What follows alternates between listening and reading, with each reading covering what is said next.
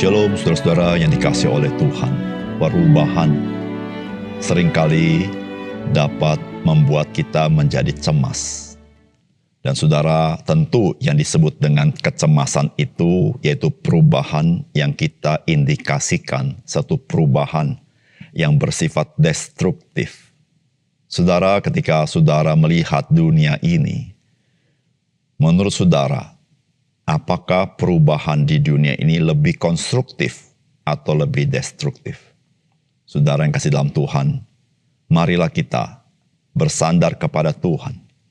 Karena Tuhanlah, Dialah yang mempunyai rencana yang bersifat konstruktif di dalam kehidupan kita.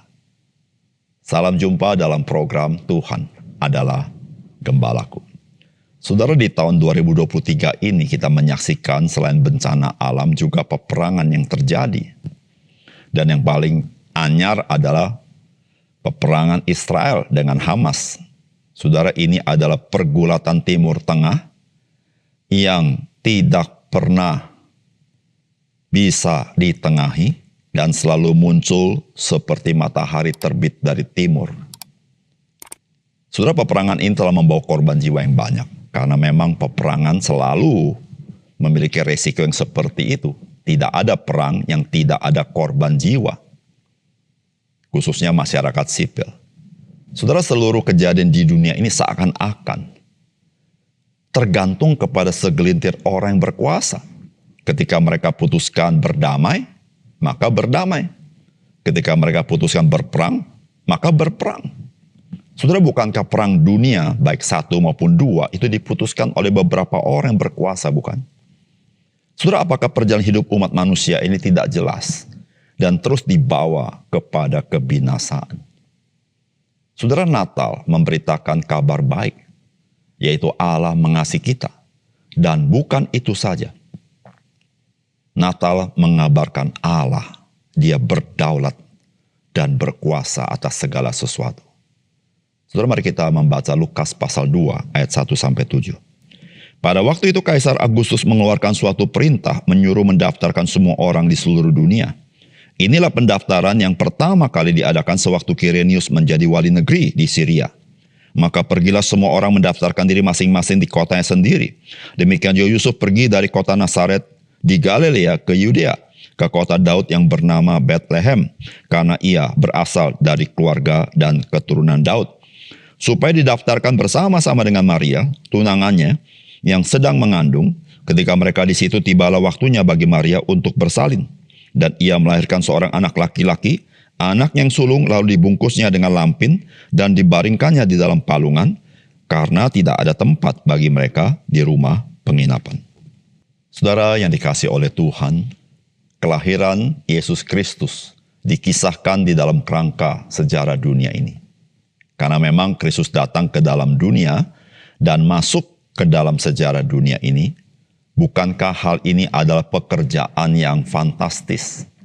Sebab Tuhan Allah yang melampaui sejarah dalam peristiwa Natal, Tuhan Allah masuk ke dalam sejarah dan berjalan bersama dengan sejarah umat manusia.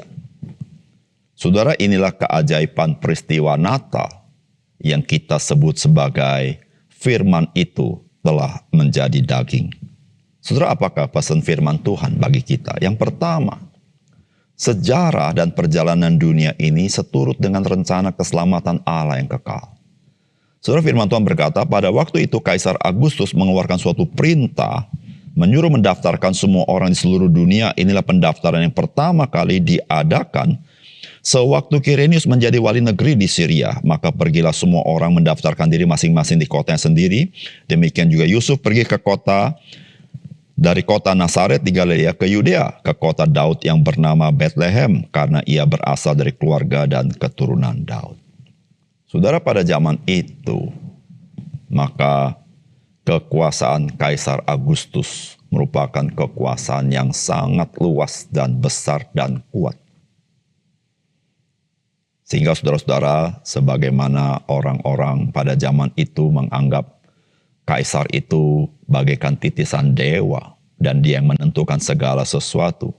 seperti mati hidup manusia di tangan Dia. Tidak ada yang dapat menyalahkan Dia. Dan bagi siapa yang menyalahkan Dia, kepada Dialah dipersalahkan.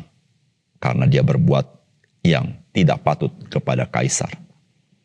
Saudara yang kasih dalam Tuhan, dalam peristiwa Natal ini, Kaisar Agustus memberikan sebuah perintah untuk mendaftarkan semua orang di seluruh dunia. Karena memang saudara-saudara kekuasaannya cukup meliputi banyak tempat. Saudara, ini adalah perintah Kaisar yang harus dilaksanakan. Saudara, disitulah saudara-saudara, maka terjadilah di mana Yusuf dan Maria berpindah kota atau pergi dari kotanya, yaitu Nazaret di Galilea, ke Yudea, yaitu ke kota Daud, ke Bethlehem. Karena kedua orang ini memang adalah keturunan Daud. Saudara yang dikasih Tuhan, tanpa disadari di dalam sejarah manusia, tanpa disadari oleh Kaisar Agustus, dan tanpa disadari oleh Yusuf dan Maria, dan siapapun, bahwa sejarah yang ditorehkan oleh Kaisar Agustus dan sejarah yang ditorehkan oleh Yusuf dan Maria, ini merupakan rencana Allah. Sebenarnya, seluruh torehan itu adalah torehan tangan Allah yang berdaulat dan berkuasa. Saudara, torehan apa yang Kaisar Agustus buat? Saudara, kemungkinan pada waktu itu mendaftarkan diri terkait dengan pajak. Oleh karena itu, saudara-saudara, Yusuf dan Maria harus pergi berdua untuk mendaftarkan diri. Itu adalah torehan sejarah Kaisar Agustus. Tetapi saudara, ada torehan Allah di dalamnya, yaitu torehan rencana keselamatan Allah yang kekal itu. Saudara, tanpa disadari, seorang Kaisar Agustus yang tidak percaya kepada Tuhan, dia mau tidak mau harus tunduk dan melakukan rencana keselamatan Allah.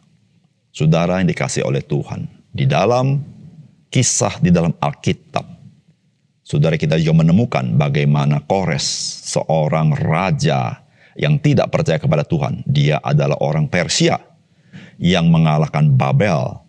Saudara, dia dipakai Tuhan karena Tuhan pernah berkata melalui Yeremia, 70 tahun engkau akan di Babel, kemudian engkau kembali ke tanah perjanjian. Dan Kores, dialah yang dinubuatkan yang akan melepaskan umat Tuhan. Saudara yang perhatikan, Tuhan bukan saja memakai orang percaya untuk rencana keselamatan, tapi Tuhan, Dia berdaulat dan berkuasa atas para penguasa.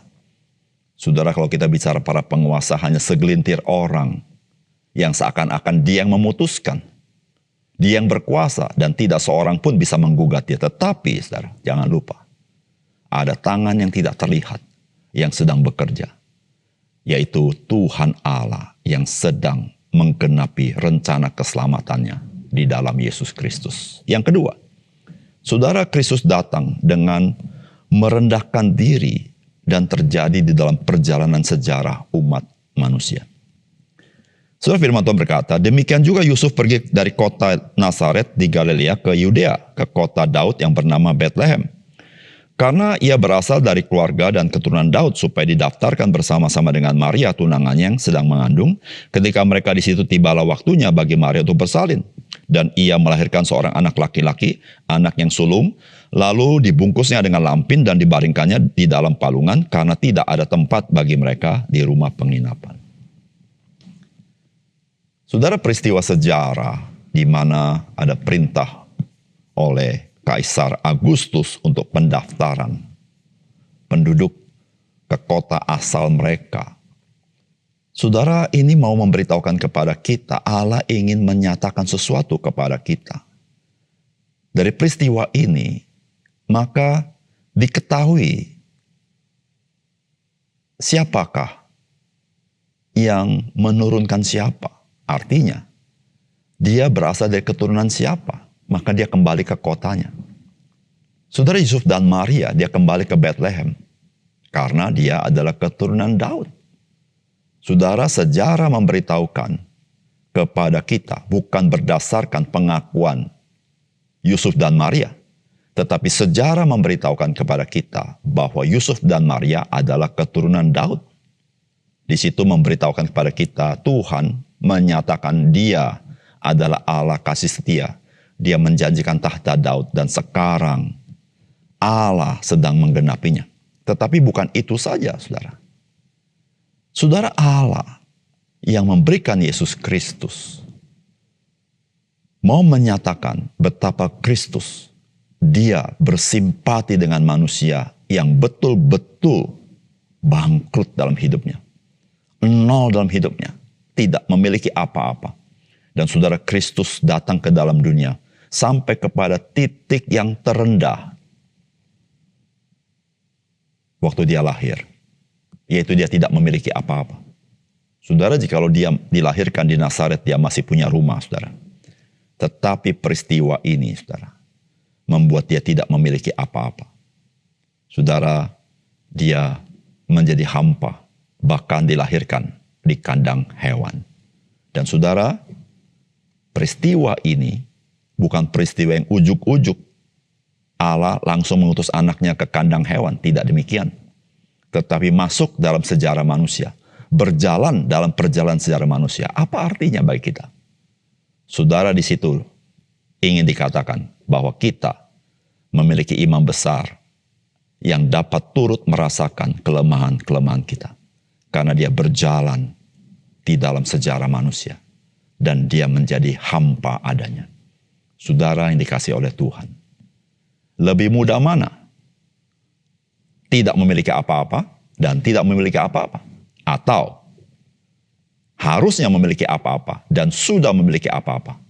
Dan pada titik perjalanannya membuat dia tidak memiliki apa-apa. Saudara, saya percaya yang paling sulit adalah yang kedua. Saudara, Kristus telah melakukannya bagi kita. Dari Sang Pemilik segala sesuatu, masih memiliki rumah, sampai tidak memiliki apa-apa. Dan Alkitab berkata, Yesus Kristus, Dia turut merasakan kelemahan-kelemahan kita. Oleh karena itu, saudara, ketika kita lemah, ingatlah, saudara, kasih Kristus bagi engkau. Jangan engkau abaikan Dia. Mari datang kepada Dia. Dan Dialah yang berkata kepada engkau dan saya, marilah kepadaku, hai kamu yang letih lesu dan berbeban berat, aku akan memberikan kelegaan bagimu. Dan Kristus yang sama berkata, damai sejahteraku kutinggalkan bagimu, yang tidak dapat diberikan dunia kepada kita. Mari kita bersandar kepada Dia dan percaya kepada Dia. Mari kita berdoa. Bapa surga, terima kasih untuk firman Tuhan yang sangat indah, sehingga kami memahami pencelikan daripada Tuhan, menolong kami masuk ke dalam kebenaran Engkau. Sehingga dengan demikian ya Tuhan, kami bisa melihat kasih karunia Tuhan begitu indah bagi kami.